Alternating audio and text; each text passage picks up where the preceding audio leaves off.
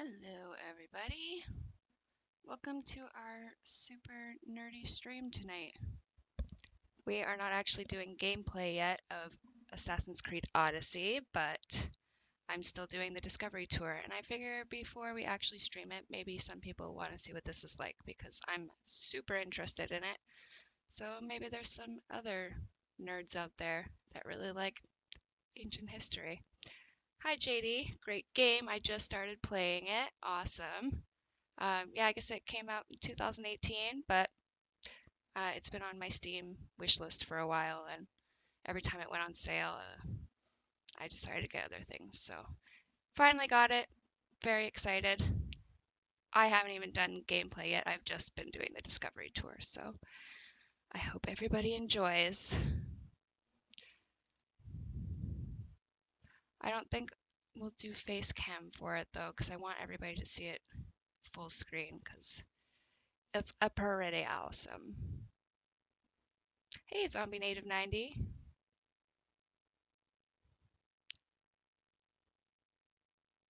Okay. No, not that one. And this one, I think we have to set this one again. Oh, right, I forgot I should have done this before. One moment.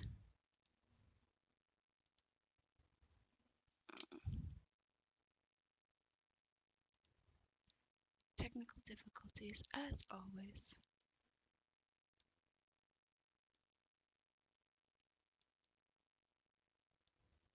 Okay, hopefully that works.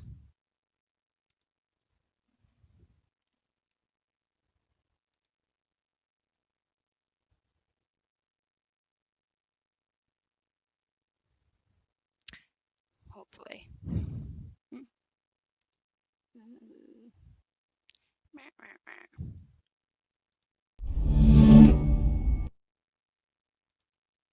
There we go.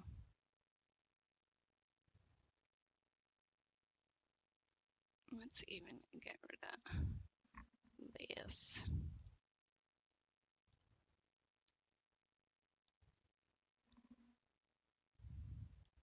Full experience.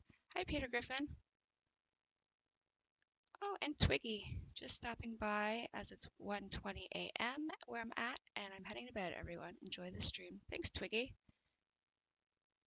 Much appreciated. I hope you get a nice, wonderful sleep.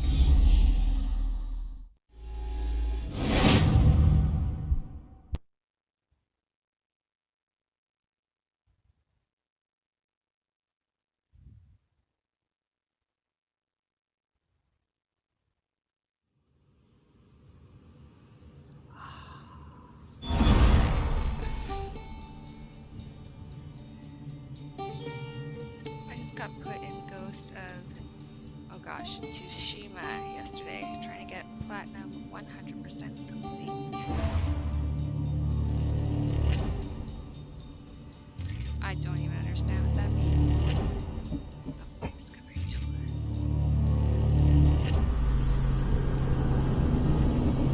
I just like to run around and learn things so far.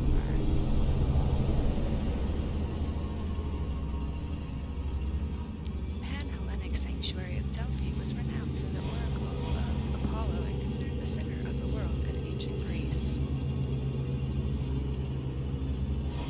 Honor and eternal glory in ancient Greece was commonly bestowed on war heroes and decorated athletes.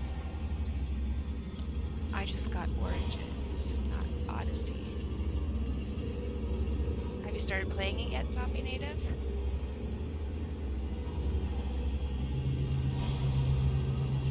During the Peloponnesian War, some cases of cannibalism were observed.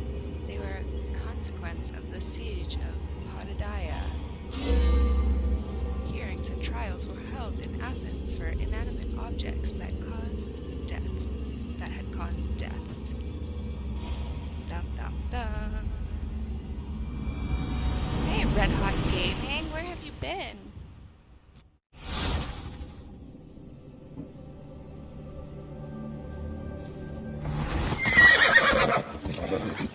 Is that a little loud for you? Change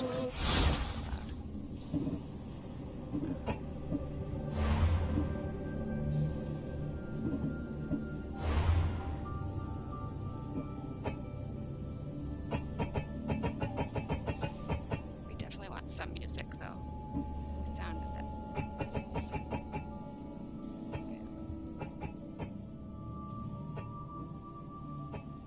want them yelling at us. I want to hear them. We'll see how that goes. We'll play with it so then we know. Working. How is everyone? That makes sense. I'm doing wonderful. How have you been doing other than working?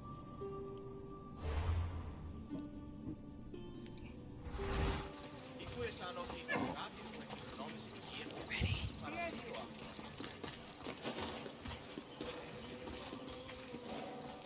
Welcome, visitor, to where Spartan boys become Spartan men. My name is Leonidas. I am a king of Sparta, but do not think me some idle aristocrat softened by luxury. When Spartans go to war, I stand alongside them, shield to shield, and my spear tastes the same blood as those of my men. I can't help but be reminded of the boy I used to be. I wonder what that boy would think if he saw me today. Would he be proud? Intimidated? Or would he pity the tired old man standing in front of him? But such thoughts are meaningless. Let us move on. Yes, I haven't done any gameplay yet, Red Hot Gaming, but I've just been doing the Discovery Tour for a few hours, and I'm thoroughly enjoying it. Okay, there's also a test at the end, so I've got to try to remember everything. was Sparta's strict education system.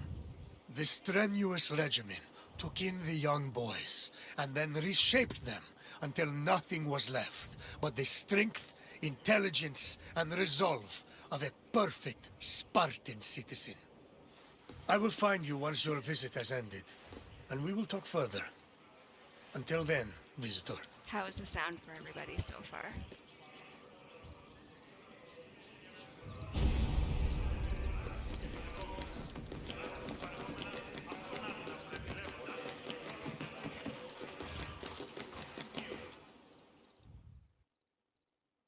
Sparta was a Greek city located in the Peloponnese. It differed from other cities of the time in that it had no walls. Sparta originated as 4 neighboring villages: Patane, Limnes, Mizoa, and Cynosura, all of which share the same political, military, and religious life.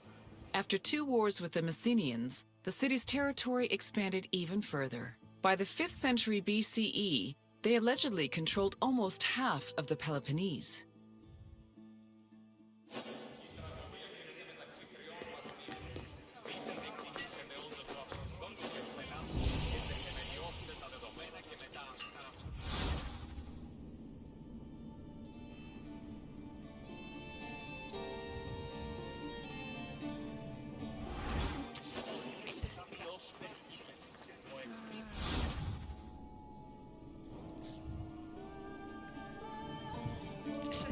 Just a casual stabbing.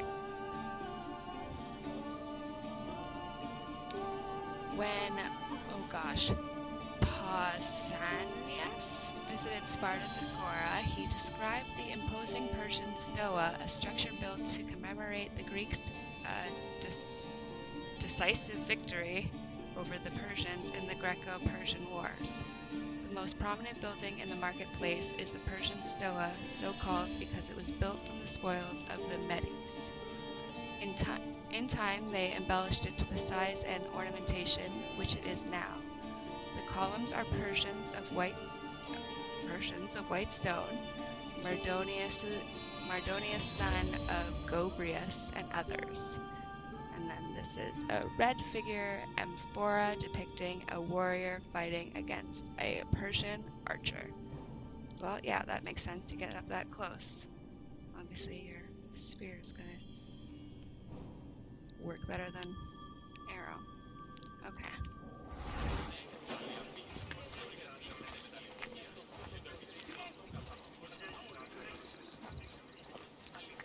So cool.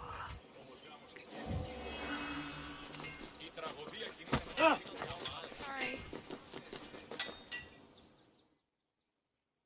you're washing dishes. The That's agoge awesome. was the military training and education program undergone by Sparta's male youth. Grooming men for war was one of the city's main priorities. Boys began their training at the young age of 7 and completed it when they were 30. It has been said that Spartan infants were inspected for weakness shortly after birth. If they were deemed too sickly, they were thrown into chasms. However, this information remains unproven. The healthy boys were considered suitable for training. When they came of age, they were removed from their families and were placed into service of the state. Their education included subjects like reading, writing, and even music, but was mostly focused on tough military exercises meant to turn the boys into efficient soldiers. The agoge was divided into 3 cycles. One for boys aged 7 to 12, one for adolescents aged 12 to 20, and one for men aged 20 to 30. Each cycle included different exercises for refining the body and mind. Does not sound like a fun time.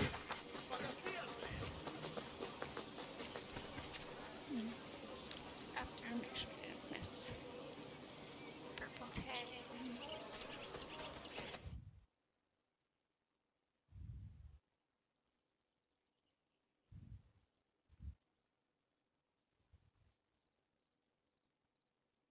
Sparta played a large role in defeating the Persians during the Greco-Persian Wars in the 5th century BCE. They held their king Leonidas' glorious death at the Battle of Thermopylae in particularly high esteem. Because Leonidas was killed in battle, Sparta believed he died a good death and showed incredible bravery, qualities to be held as a model for all Spartans. This idealized bravery was embedded in the city's collective memory and was the main quality people strove for in the agoge.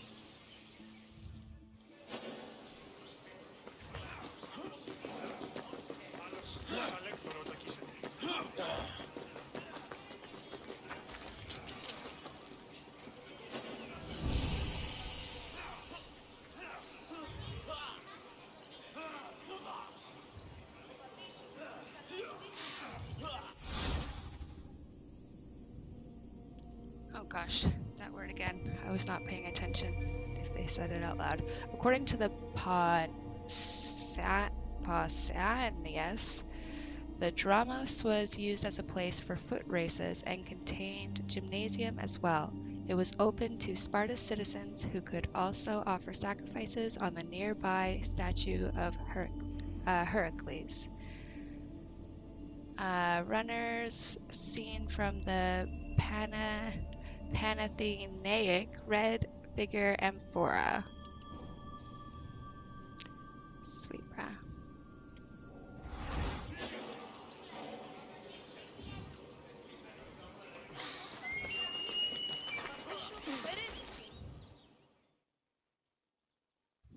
The first cycle of the agoge focused on boys aged 7 to 12. Each of the boys had shaved heads and wore light clothing.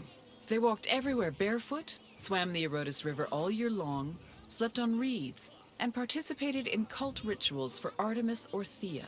The boys were grouped into herds, or agoli, and were supervised by older adolescents. Once they reached the age of 12, they entered the second cycle of the agoge, which aimed to integrate them into the society of citizen soldiers.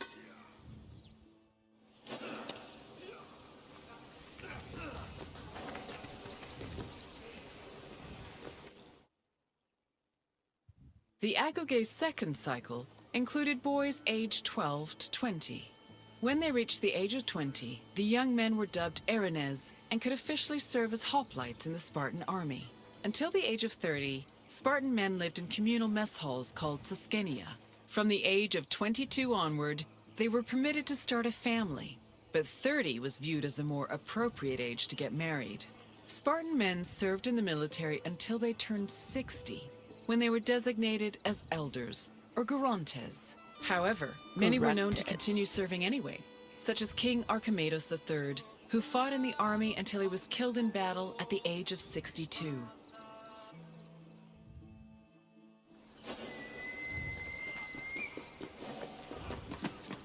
Oh gosh, where'd this pole come from? Oh man. Oh gosh, I have to turn my What's this? Yeah, that's better. Oh, not even. Okay, okay.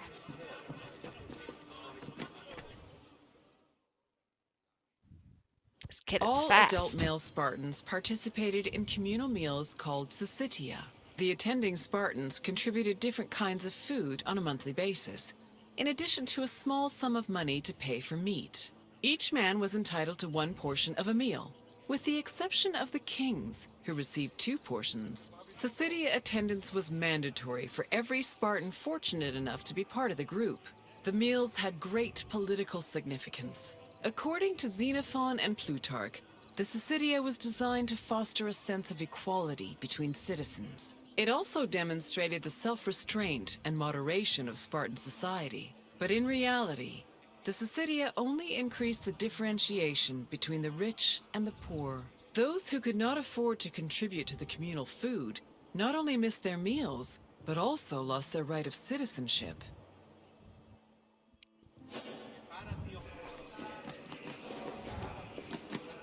Oh gosh, here comes the test. Oh, Your tour has ended. As you have seen, the erogi was not for the weak or faint of heart. But it did its job in producing skilled warriors and shrewd citizens. What else would you like to do? gosh. So you think you are ready for a test? Very well. Let us see how you fare. First, a simple question. The erogi was made up of how many cycles? 4 until you're 12. Oh my gosh, I'm gonna say 4, but No, that would be too much time spent teaching 5. and not enough spent living.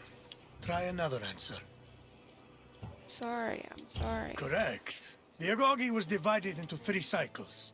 One for boys aged 7 to 12, one for adolescents aged 12 to 20, and one for men aged 20 to 30. Next question. How many meal portions were kings entitled to at Syssitia? 2. Yes, Spartan kings had the right to double portions. One final question. When were Spartans allowed to grow mustaches? Oh my gosh. I do not remember them talking about mustaches. That might have been when I was texting.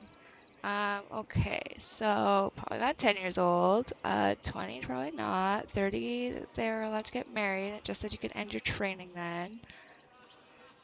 Let's just go with that one for now. Yes. Once a Spartan man was over 30, he was allowed to adorn his face with a glorious display of manhood. Impressive, visitor. You should be proud. As you wish. Come this way. Ancient Greek shields were made of bronze and leather, and spears and swords of iron. Hoplites wore cuirasses, greaves, and helmets as defensive armor. At the beginning, oh, did we already? I can't remember which ones we've already done. I've read so many since I've started doing these tours. So, dreams in ancient Greece could be interpreted as both medical prognoses and prophetic signs.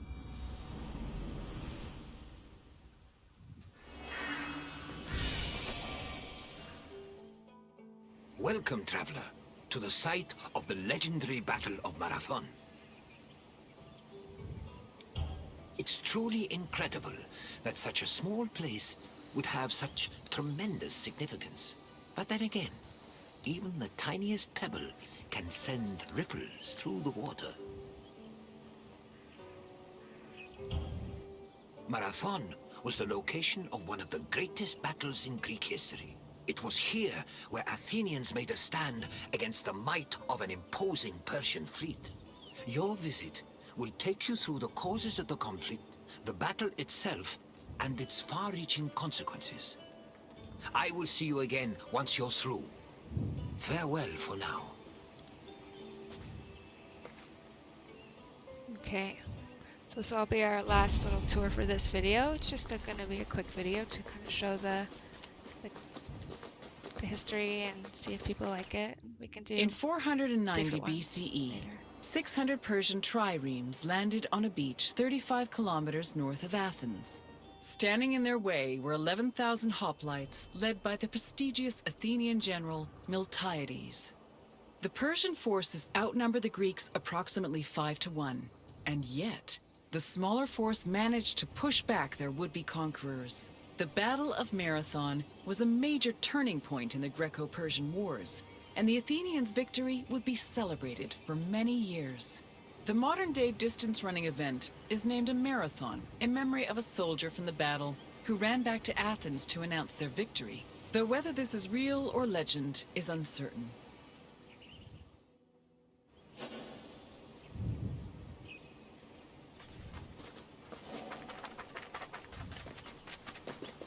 The Persians wanted to invade Greece in part due to its rich silver mines. In 545 BCE, they came closer to this goal after their victory over Croesus, the king of Lydia.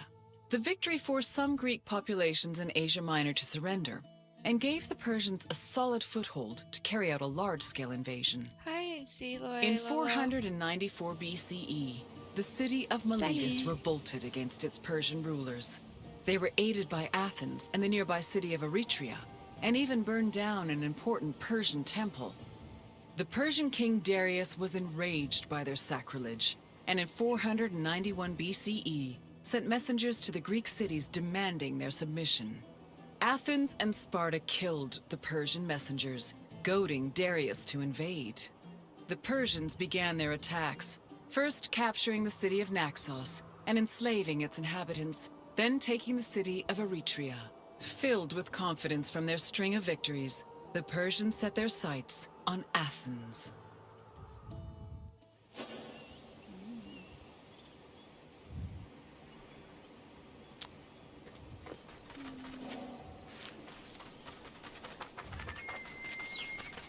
The Greeks were surprised by the ferocity of the Persian attacks. Seeking aid against the upcoming invasion, Athens was forced to appeal to other cities for help. In a surprising move, they asked for aid from Sparta, known for having the strongest army in Greece. The Spartans agreed to the request, but they were unable to send reinforcements in time due to the religious feast of Apollo Karneos, which forbade them from leaving their city until the next full moon. Wow. The only extra help Athens managed to acquire was from the small Boeotian city of Plataea, which sent an additional 1,000 hoplites. This was the first time in Greek history that their entire civilization was under attack from an external invader.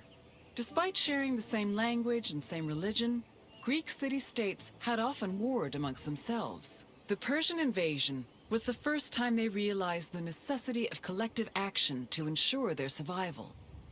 Aww.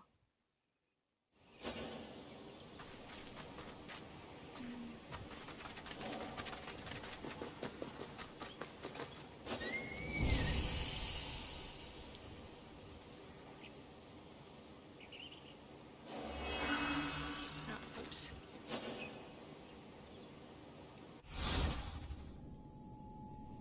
A tumulus was a special tomb in which the ashes of cremated bodies were collected in purple cloth, purple being the mark of royalty. The ashy remains were then placed in a bronze urn. There is a large tumulus in the Kerameikos that was used from 560s BCE to the end of the 5th century BCE. And then the image is the tumulus in the plain of Marathon, engraving by Edward Dodwell who died in 1832.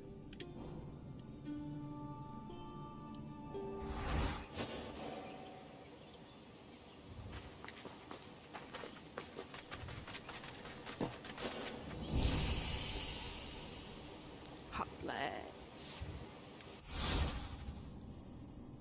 In Greece, hoplites were heavy infantrymen. They carried round shields large enough to protect both themselves and anyone to their left, and wore helmets, cuirasses, and leggings. Hoplites normally advanced in a phalanx formation of 5 to 7 lines deep. The phalanx allowed them to attack with spears and simultaneously defend themselves from any cavalry and archers attacking from the front. Image description. Hoplite kneeling left, holding spear and shield, from the reverse of a bronze coin from the Shersonesos.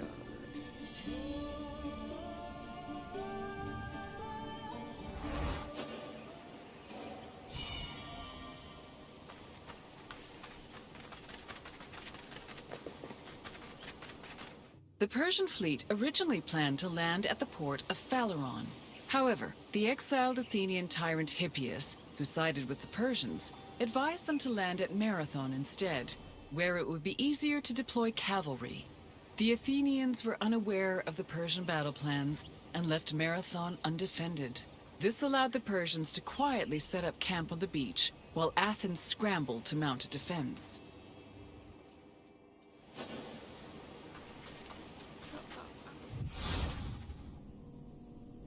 For a while, Phaleron served as Athens' main port. This changed after the general and politician Themistocles encouraged the development of the natural harbors of Piraeus. Piraeus turned into a bustling port of its own, and Phaleron was gradually abandoned. Persian soldier fleeing, detail of the Attic red figure necrophoria.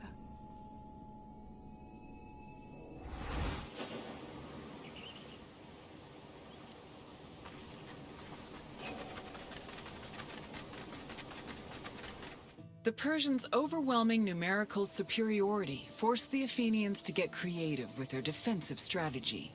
The city sent 10,000 hoplites, along with the extra 1,000 Plataean reinforcements, to a hill located above the Persian encampment. Once in position, Athenians had to decide whether to wait for the Persians to attack or to strike them first. Athens' strategists believed the former option was better, but the general Miltiades believed a first strike was more advantageous, as the Persians had their backs to the sea.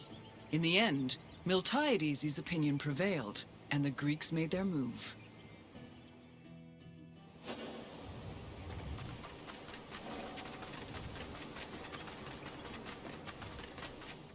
According to Herodotus, the Greek forces charged at the Persians without archers or cavalry. The Persians were unprepared for what they saw as an act of madness. While they were able to hold the Greeks back at first, they were eventually pushed back to their ships and forced to retreat.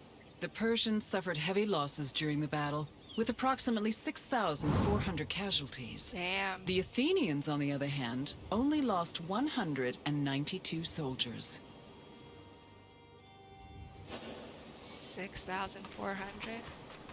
Was that 182? According to Herodotus, Oops. the Greek forces charged. This is what I want.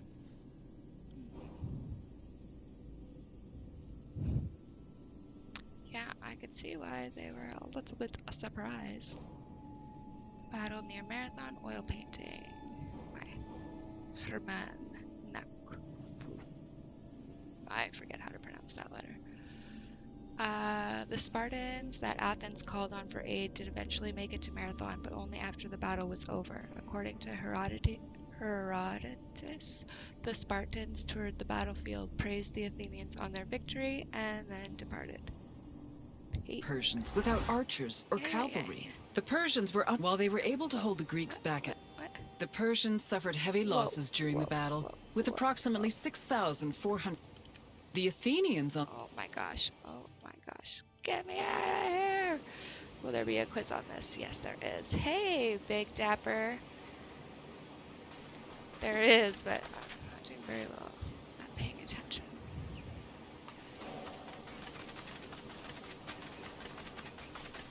The victory at Marathon was considered miraculous. The Greeks attributed this miracle to the appearance of legendary heroes who they allegedly saw return from the dead to fight at their side in defense of the city. For example, several Athenians swore they saw the mythical King Theseus take up arms at Marathon, a scene which would later be depicted in Athens' Agora. Similarly, some hoplites attested that Heracles appeared at Marathon, clad in his lion's skin and wielding a club. The supposed appearance of these heroes helped elevate the Battle of Marathon to a legendary status among the Greek people.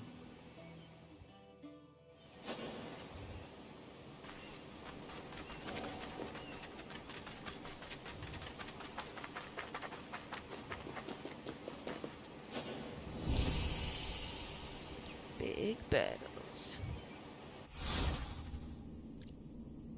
Okay, what is this from? Assistant level design director on Discovery Tour, Ancient Greece.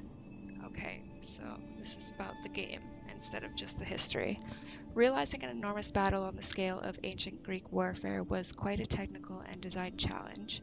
We wanted to remain as true as possible to the tactics and warfare of the time, but plenty of compromises were made for gameplay, excitement, and technical constraints. You actually get to do these battles? I thought you just go around as an assassin. Oh my gosh, this is exciting. I hope that's what it's saying. Even making the Discovery Tour was a challenge, as we needed to show battlefields without explicitly showing a battlefield. We opted for flags instead of violence to communicate the events. And then, Art of Assassin's Creed Odyssey. Okay.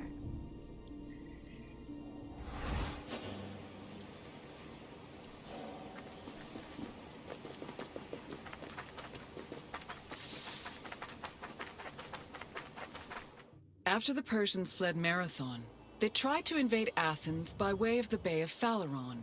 However, this gave the Athenians time to return to their city and mount a proper defense. Fearing further losses, the admiral of the Persian fleet called off their attack, and the Persians returned to their empire. Darius was furious at the campaign's failure, and decided to seek vengeance in a retaliatory expedition from both land and sea. Meanwhile, Sparta begrudgingly congratulated Athens on their victory.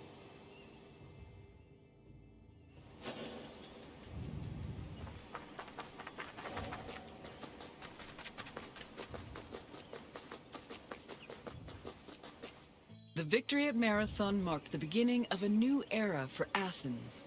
According to Herodotus, Athens' success at pushing back the Persians ranked them first in the ongoing competition between the Greek city-states. The Athenians immortalized their prestige by erecting monuments in both their own city and in Delphi.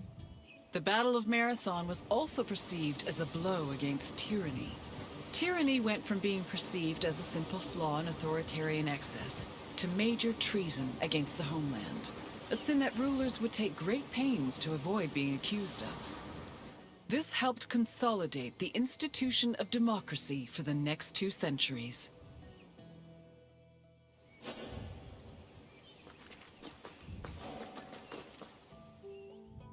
I hope you enjoyed this look into the famous Battle of Marathon.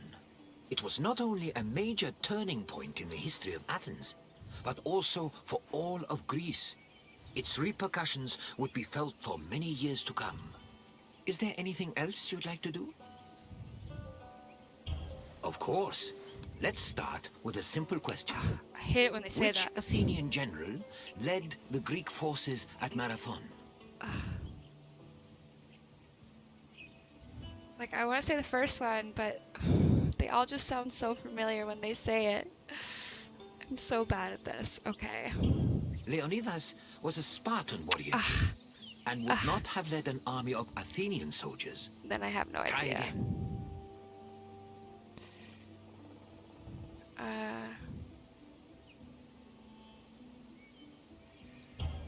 Brasidas was a Spartan general. Oh my gosh. And while Athens asked Sparta for aid, Why am I picking they were all unable to Spartans? send reinforcements in time for the battle.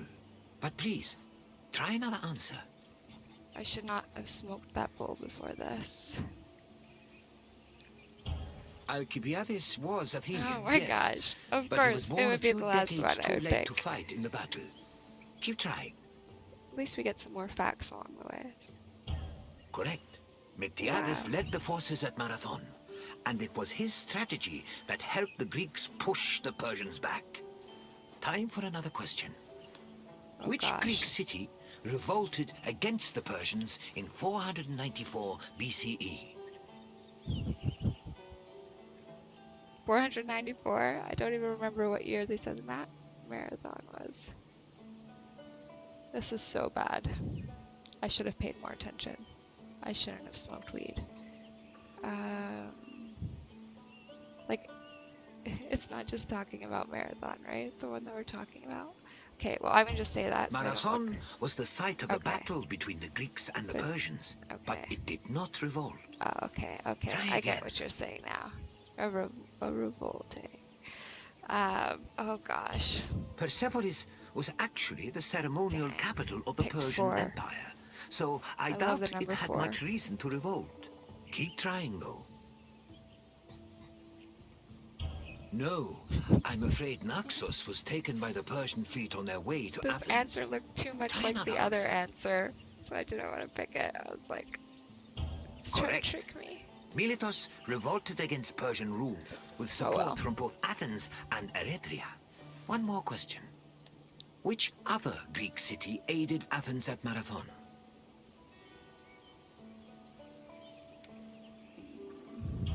Unfortunately, Oh Eretria gosh. was taken by the Persians, and thus unable to help. Oh my. Keep trying. Yes, Plataea sent 1,000 Hoplites to aid the Athenian forces. Well done, traveler. You have learned much. Says who? Farewell, traveler. I hope to see you again soon. It's so hard when you're learning all these different things, and then the questions have all those answers of different things you learn, and then you can't remember. So I have a feeling I'm going to redo this discovery tour so many times. But yeah, so that's this really awesome discovery tour for Assassin's Creed Odyssey. If you all enjoyed it, let me know. I wasn't going to stream it at all because I thought maybe I was the only one that would enjoy it. But if you are interested, then we can always do another tour also. But whatever works. We're definitely going to be streaming the gameplay once I get started on it, but I want to do all the discovery first before we do that. Thanks so much to everybody that came out to this. Zombie Native, 90, Big Dapper, Zelo Lolo, Red Hot Gaming, Peter Griffin, Twiggy, and JD. And hit the thumbs up, stay hydrated, and I will see you definitely soon. I won't plan it out yet though.